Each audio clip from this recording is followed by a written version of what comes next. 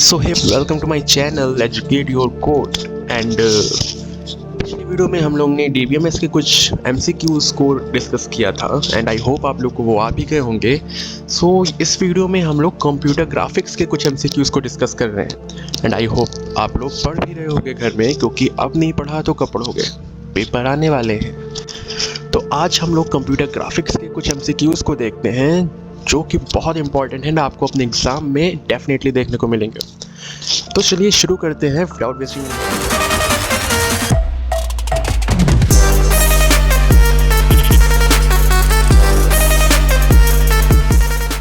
सो हमारा first question है GUI stand for.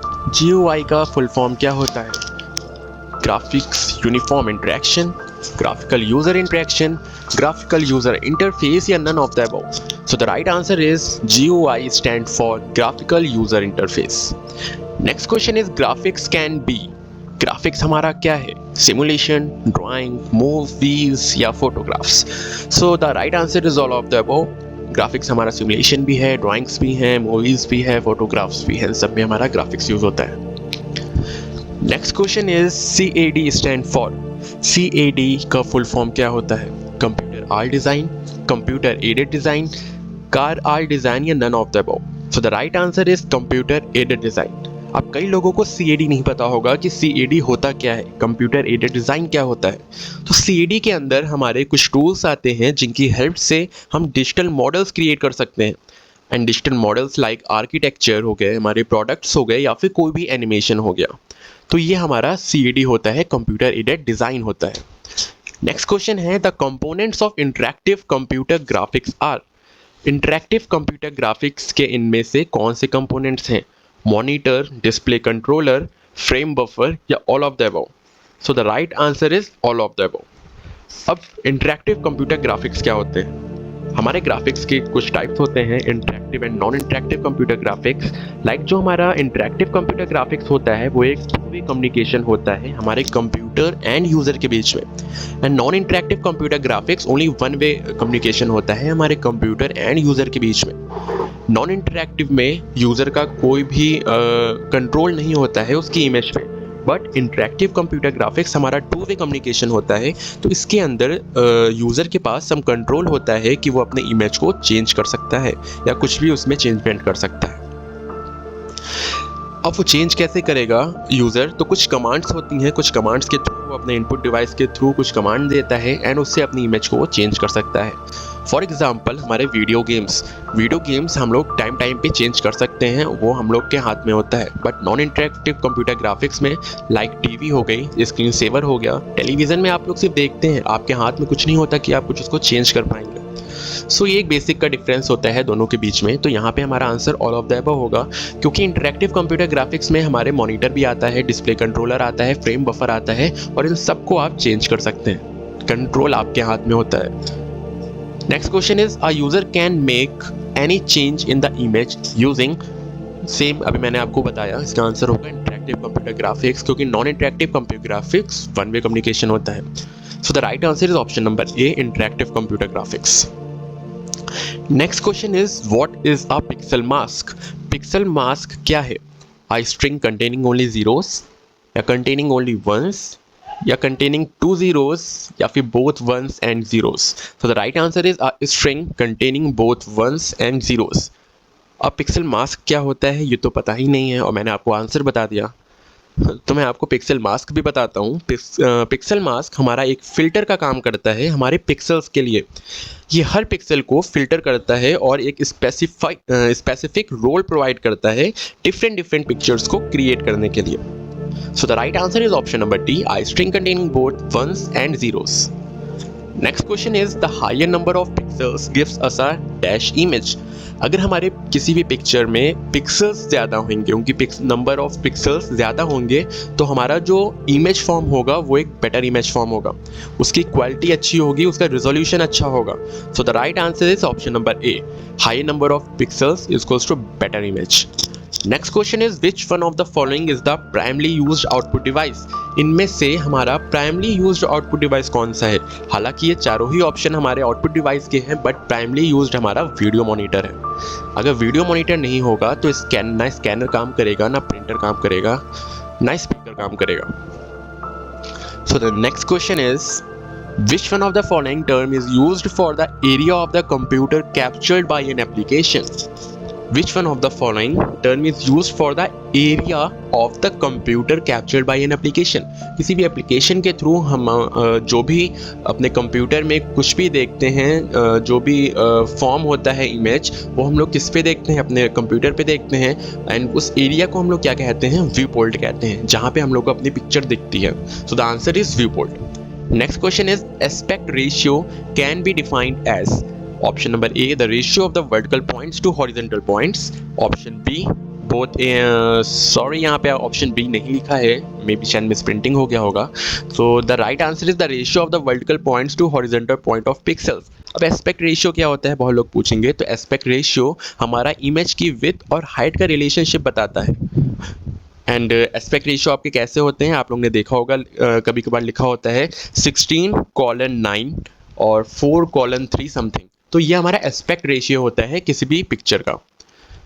Next question is which one of the following is not the pattern of line. So the right answer is dark line, क्योंकि dotted line, dash line सबसे हमारे patterns create होते हैं, पर dark line से कोई भी pattern create नहीं होता है। Next question is DDA stand for. DDA क्या है, DDA का फुल फॉर्म क्या है। Direct differential analyser, data differential analyser, direct difference analyser या फिर digital differential analyser. So the right answer is digital differential analyser. अब DDA क्या होता है बहुत लोगों को नहीं पता होगा। तो DDA का जैसे मैंने आपको भी फुल फॉर्म बताया, डिजिटल डिफरेंशियल एनालाइजर, लाइक इसके नेम में ही डिजिटल आ रहा है। इट्स मीन्स ये एक हमारे एक एल्गोरिथम होता है जो क्या करता है, किसी भी अपने कंप्यूटर ग्राफिक्स में अगर एक लाइन है, उस लाइन के जो पॉइंट्स होते हैं उनको जनरेट करने के लिए इसका एल्गोरिथम काम करता है। किसी भी लाइन के पॉइंट्स को जनरेट करने के लिए डिजिटल डिफरेंशियल एनालाइजर का एल्गोरिथम वर्क करता है।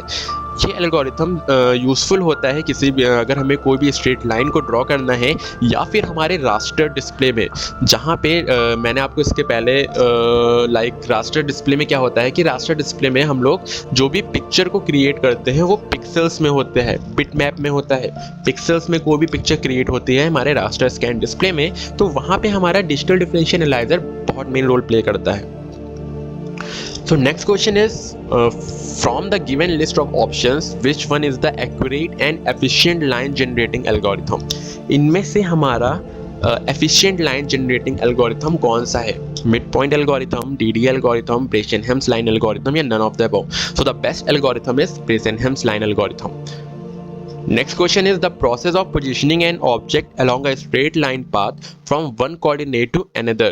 हमें एक कोऑर्डिनेट से दूसरे कोऑर्डिनेट पे एक स्ट्रेट लाइन पाथ में अगर किसी भी ऑब्जेक्ट को पोजीशन करना है तो उसके प्रोसेस को हम लोग क्या कहेंगे, उसके प्रोसेस को हम लोग कहेंगे ट्रांसलेशन।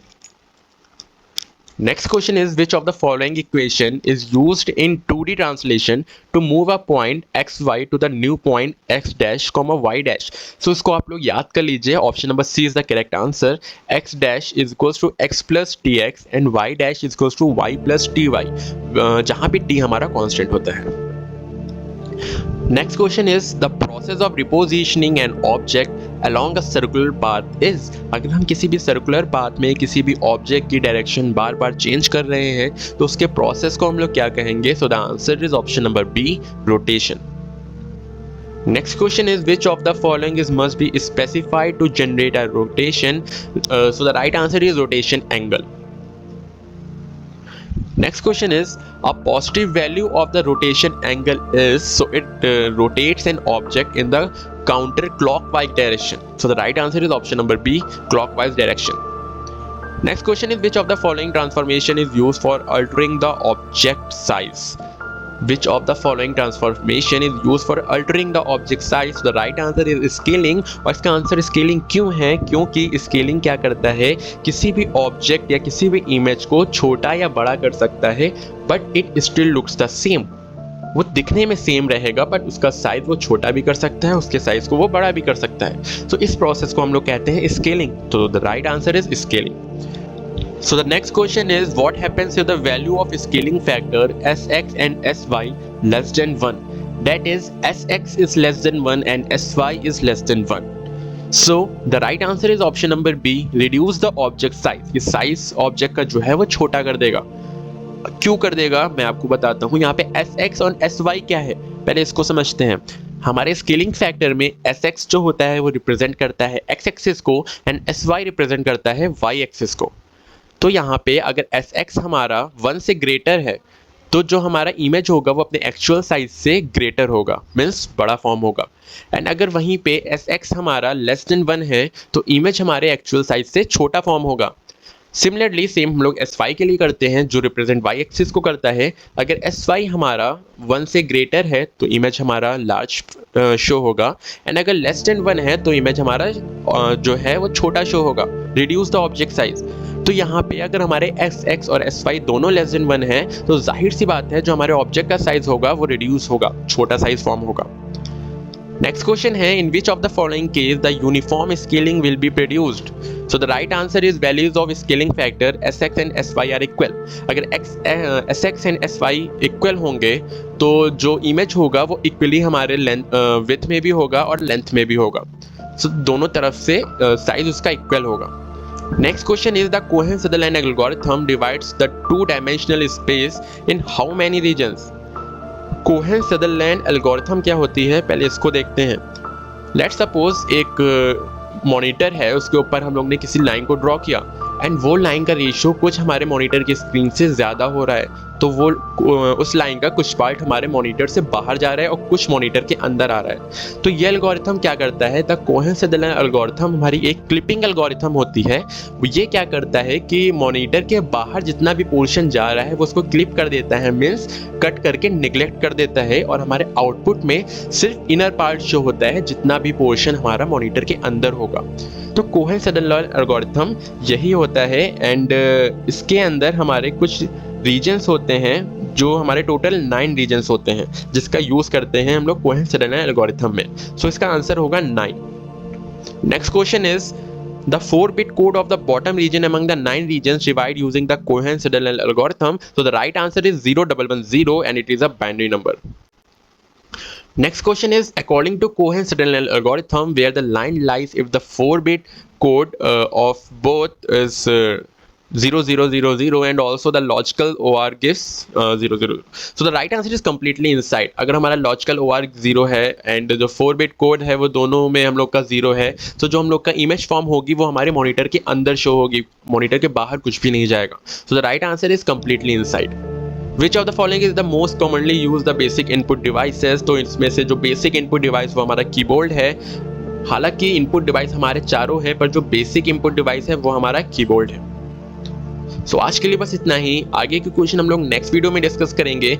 अगर आपको इनमें से कोई भी क्वेश्चन में डाउट होता है तो आप कमेंट सेक्शन में पूछ सकते हैं, नहीं तो एक बार आप वीडियो को पीछे करके देख सकते हैं. So thank you so much.